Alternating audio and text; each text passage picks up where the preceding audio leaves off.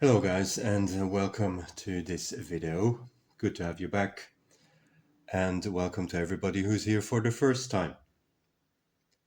Today I would like to go into an article that I found on a website called earth.com, which is a website mostly about animals, and the website claims to be pretty scientific, but we will have a look into that. So here's the website that I have the article from, earth.com. It is about Pitbull bite statistics.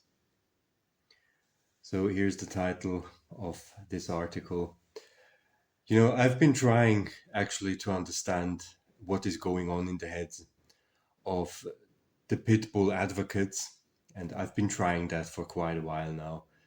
And I just want to show you how I have again wasted my time. And I think I'm coming more and more to the conclusion that I'm just not going to further bother with the arguments that dog nutters actually put up, because every time you go through their articles, it just turns out to be a huge waste of time, because the, just the arguments and the articles and all the points that they use they're just so dumb. It's just I just can't take it anymore, really.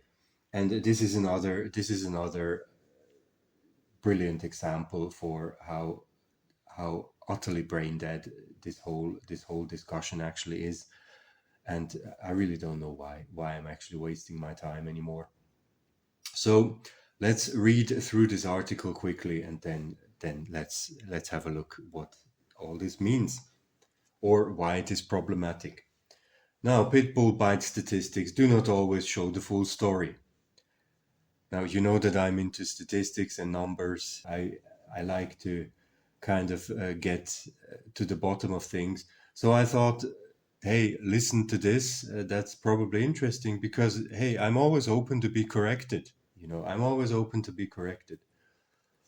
So I read this stuff, but apparently to no avail. Pit bulls are often perceived to be an aggressive breed which affects both the animals and their owners through breed-specific legislation, housing restrictions, and social disapproval. While dog bite statistics are often used to justify this viewpoint, animal advocates warn that these statistics often do not show the full story. All right, that is possible. I'm not even contesting that. Statistics are a complicated matter, and it is almost impossible actually to make statistics that show the full story. I mean, that is almost impossible, and every statistician knows that. But let's have a look at their points. Pit bulls first came under the spotlight in the 1980s when news stories proliferated about pit bull attacks. These stories inspired the passage of laws to prohibit and regulate certain breeds of dogs living in a municipality, often called breed-specific legislation. One study on dog bite-related fatalities from 1979 to 1988 found that pit bulls were the most common breed involved in fatalities. A subsequent study found that pit bulls and Rottweilers represented over half of dog bite fatalities between 1979 and 1998. Now, so far so good. Now, please note that this study here that they cite actually looked at quite a large time span. So from 1979 to 1988, that's 10 years. So that is actually already speaking in favor of that study, because it's usually not easy to make studies over such a long period of time. And so this is already actually adding to its credibility. But this is the study that they are actually going to criticize. Now let's go on. But animal advocates argue that certain factors can affect dog bite statistics. Now please note that it is animal advocates here that argue. So that they argue against it is not exactly surprising. So it's not kind of professionals or, you know, unbiased experts that are arguing here. It's the animal advocates. So, which is not exactly surprising. For one thing, Pitbull is not a breed of dog. The term Pitbull describes a category of dogs who have similar characteristics similar to Terrier and Shepherd dogs. Breeds such as the American Pit Bull Terrier, American Staffordshire Terrier, and Staffordshire Pit Bull Terrier are often lumped into this classification, along with other breeds of dogs that simply resemble pit bulls. Therefore, studies that analyze dog bites may be inflating the numbers of pit bulls by including multiple breeds of dogs. Now, this here is actually pretty problematic, or actually misleading information. Now, I'll try to tell you why. Now, about this claim here that Pitbull is not a breed of dog, yes, that is actually true. Pitbull is not one breed of dog. And let me show you what it actually is. So I went to another website, a dog nutter website actually, or let's say dog keeping website called hepper.com. Here you can see it if you want to look it up. They have an explanation here about what Pitbull actually means. So 13 types of Pitbull dog breeds and their differences with pictures. So what they show here are 13 different dog breeds that fall under the Pitbull classification. And if you look at that, I mean, I'm not going to show it. If you want to, you can look it up. What is relevant here is actually only what types are actually falling under this term. So they list here 13 types of breeds that are, usually called pit bulls. Now, the first breed that they show is the American Pit Bull Terrier. Number 2 is the red-nosed pit bull. Number 3, the blue-nosed pit bull. Number 4, the Staffordshire Bull Terrier. Number 5, American Staffordshire Terrier. Number 6, the Bull Terrier. Number 7, there's a breed called Monster Blue. Well, that's very promising, the name. Number 8, Chamuco. Never heard of that, but it says the Chamuco is a rare Mexican breed. Okay. Number 9, I have no idea how to pronounce that. Staffaller, whatever. Number 10, Colby. Number 11, Cobra, like the snake. Number 12, I have again no idea how to pronounce it. Pynat, so Pinat, whatever. Number 13, Spike. So these are the separate dog breeds that fall under this umbrella term Pitbull, or 13 of the breeds that fall under. There are probably more than 13, but hey, let's not split hairs. So that's how it works. Okay, so it is an umbrella term. Okay, we understood that now. It's not one dog breed, it's an umbrella term. That is totally fine. So it's an umbrella term. Now, why exactly does that destroy the statistics? Well, I don't actually see why it does. Like imagine you had the same thing with snakes. So you make a statistic about snake bites, and the result of the statistic, I mean, let's say you make the statistic for, I don't know, let's say Arizona, whatever, let's say Arizona, yeah. And you're going to make a statistic of snake bites in Arizona.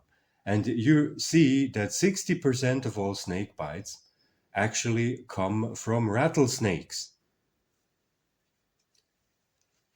Now, there are different types of rattlesnakes. Rattlesnake, again, is an umbrella term. I mean, you have dozens, or I think even hundreds of different species that belong under this umbrella term. So in Arizona, for instance, you could have, I looked it up, you could have the Arizona black rattlesnake, for instance, or you could have the Grand Canyon rattlesnake. You could also have the Great Basin rattlesnake. You could have the whatever Mexican lancehead rattlesnake. These are all rattlesnakes, yeah. But they look different. Yeah, but they're still all rattlesnakes. So let's imagine you make a statistic, and it turns out in the statistic that 60% of all snake bites are caused by rattlesnakes. And now imagine you have some out of his mind herpetologist that comes to you and says, "Well, I'm not really sure. I mean, there might have been snake bites in that statistic that were actually misidentified. So perhaps it was not even a rattlesnake. Perhaps it was that was actually a sidewinder. So perhaps like 10% of the supposed rattlesnake bites were actually not committed by rattlesnakes, but perhaps by sidewinders. So I'm going to declare the entire statistic to be false, and I'm even going to claim that rattlesnakes are harmless because of that.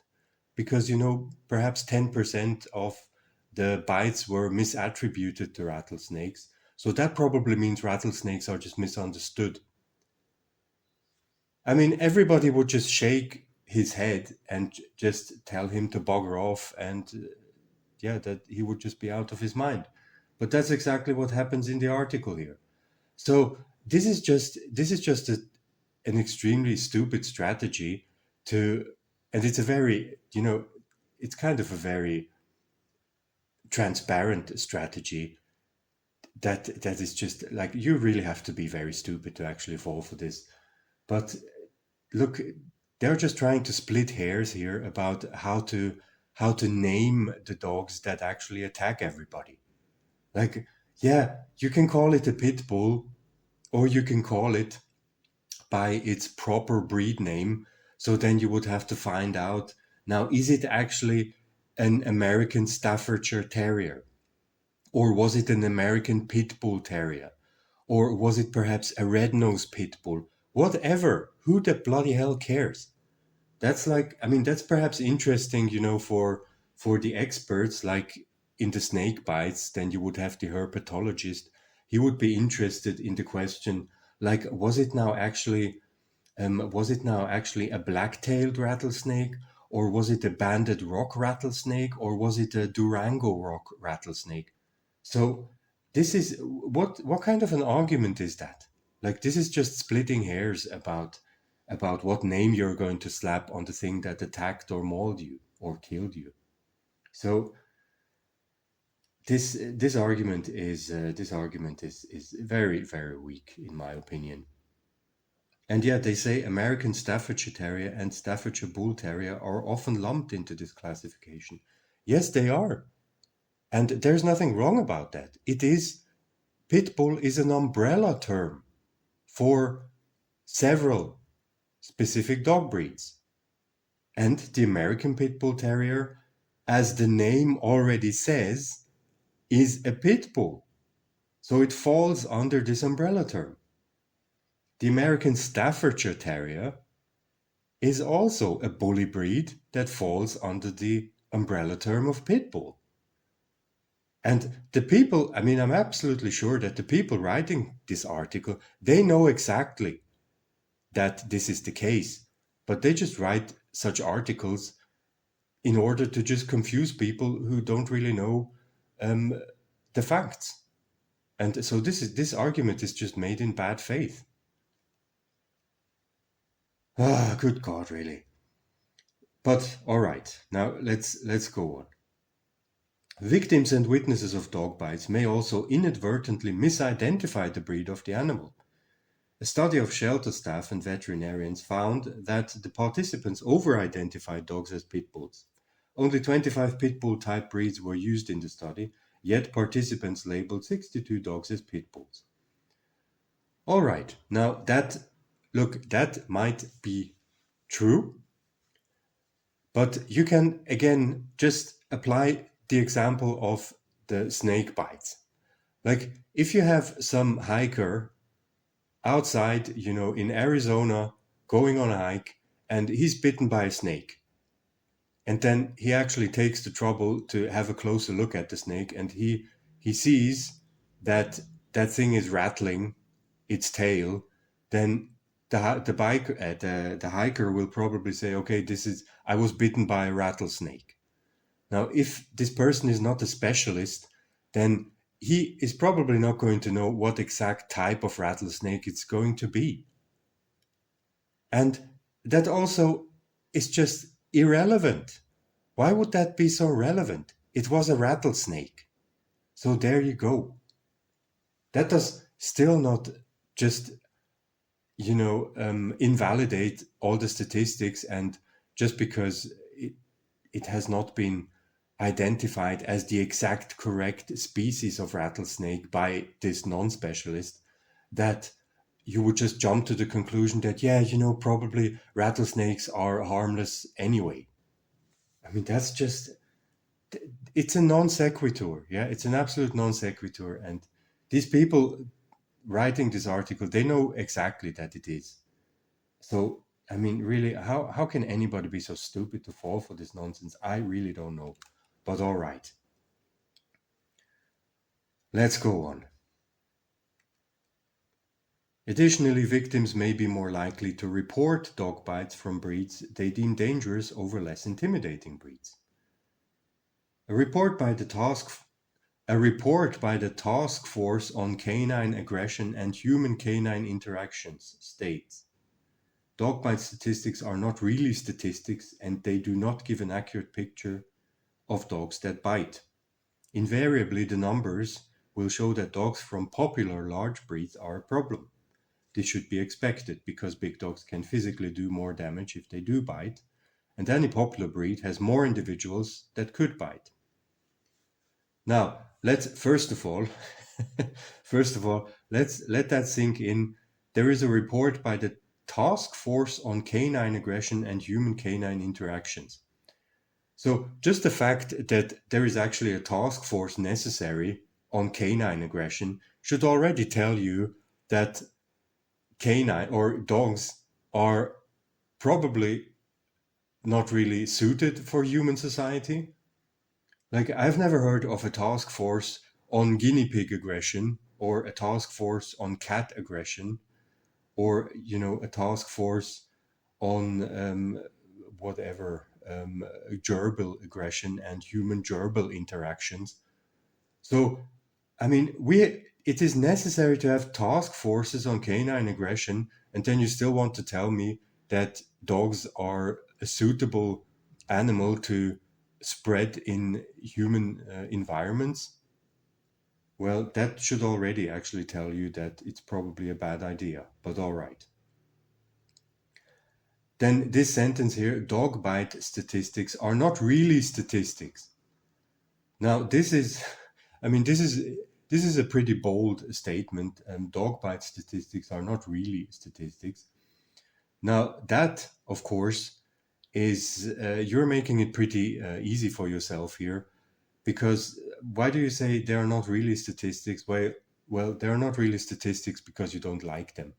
So, I mean, there are thousands and 10,000s of dog bite statistics, and they're actually all more or less pointing in the same direction. So to just claim that they're not really statistics because they might have a certain margin of error regarding the breed, I mean, that is pretty far-fetched and pretty bold. So this claim is just that's just you're making it really easy for yourself. So next time, when I'm going to see statistics that I do not like, then I will just also just claim that, yeah, these are just not really statistics, and then the case is closed for me. Like, oh, good God. I mean, this is just absolutely like the lowest level of argumentation, really. Ah, good God. And now I would actually, in all fairness, I would actually even agree with the last part here. Invariably, the numbers will show that dogs from popular large breeds are a problem. Yeah. I mean, yeah, of course. Like, if you have a breed that is very popular and very widespread, then of course they are going to show up more in statistics than breeds that almost nobody has. I mean, that's kind of logical. But that does still not, to jump to the conclusion that, the pit bull bite statistics are all wrong because of that, it's still a non sequitur, So this is just another attempt to obfuscate the truth. And then, this should be expected because big dogs can physically do more damage if they do bite. And any popular breed has more individuals that could bite. Yeah, again, that is true, but still does not mean that, the bite statistics because of that are all wrong. Again, it's a non sequitur. Let's go on. The Centers for Disease Control and Prevention and the American Bar Association suggest non-breed specific dangerous dog laws over breed specific legislation, stating that emphasis should be placed on responsible ownership. The American Veterinary Medical Association and National Animal Care and Control Association also stand against breed specific legislation. Now, what is there to say here? Now, why is this suddenly jumping to actually breed-specific legislation here? So, I mean, I would actually, in all fairness, again, I would even agree with the first sentence here, that why don't you just go all into this breed-specific legislation? Just make it broader and say that we just don't want dangerous dogs in general. I mean, that's not unreasonable. Like, even I would admit that. Just, we don't want dangerous dogs in general. So that means, inevitably, so I'm not quite sure if the authors of this article have actually realized that. They just shot themselves into their own foot. It would actually mean that you would have to ban all dog breeds that fall under the Pitbull umbrella term, and then why don't you just breed all other dangerous big dogs as well? And like, one of my pet peeves, actually, my personal pet peeves, are those disgusting German shepherds. Like, they are totally underestimated always, but they cause so much damage, and they're so stupid and so aggressive that they just cause huge damage, especially to children, and they just shouldn't be around. They just shouldn't be around. And they should actually be classified as a bully breed as well. They're not necessarily aggressive because they were bred to be aggressive. They're just aggressive because they're so dumb.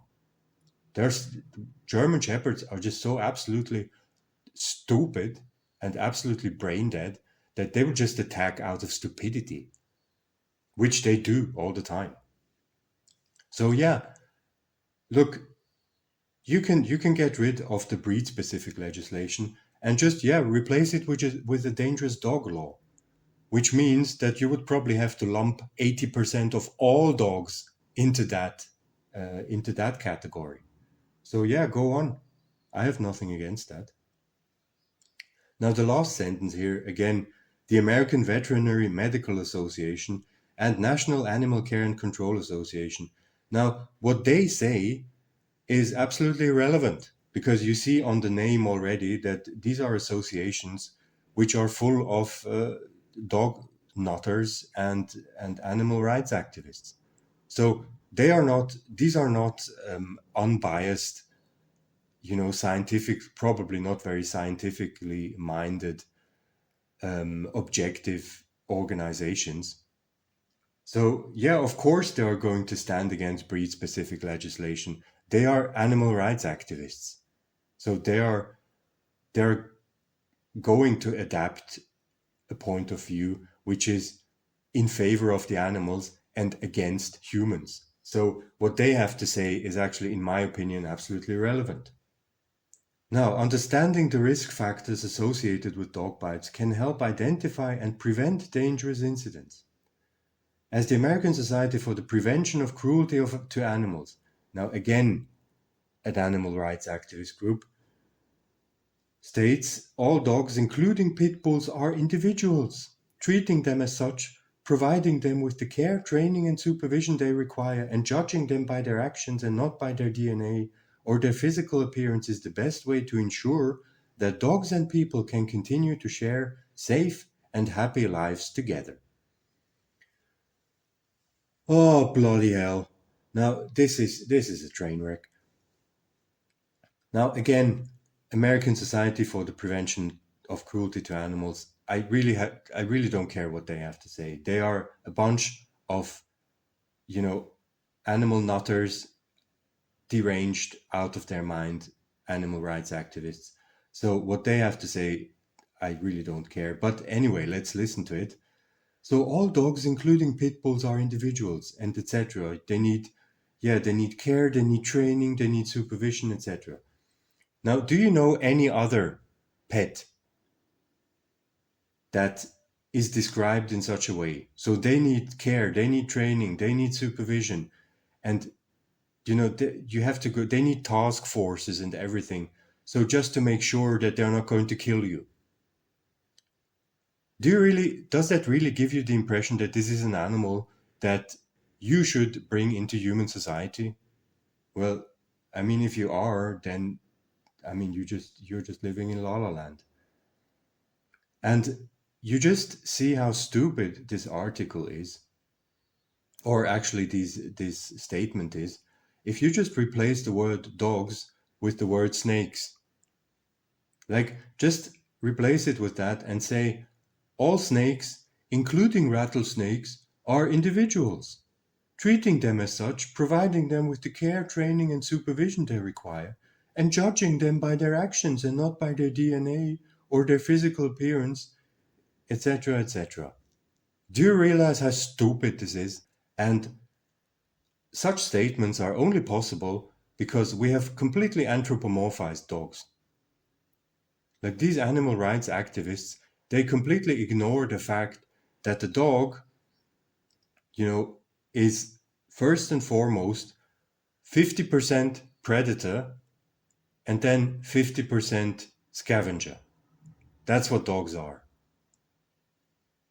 Talking about them in such a way, that they're individuals and they need care and training, supervision, and, we have to judge them by their actions, etc. This is talking about dogs as if they were persons. Persons trapped in the body of an animal.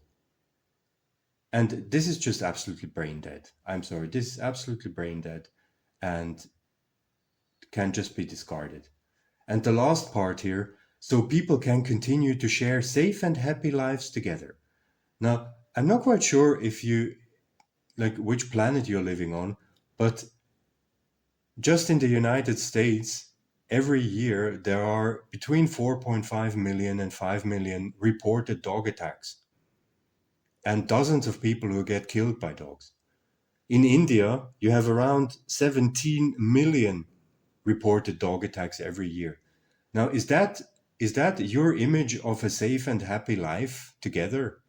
That's what this means to you. Well, I mean, if that's the case, then I just really can't help you, I guess. So yeah, that's this article. And guys, really, isn't this just an absolute waste of time? I mean, this is just an absolute waste of time to read this nonsense. And I'm just really, I think I'm just not going to go into this anymore. I mean, I've really tried for months now to actually find some substance in the dog nutters arguments, and like, in the end, you just have to come to the conclusion that you've just wasted your time again. And I'm just really sick of it. I mean, I'd rather go for a walk from now on and enjoy the sunshine, really. That's just so stupid.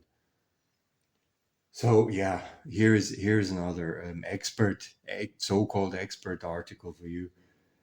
Make of it whatever you want, and yeah, tell me what you think about it.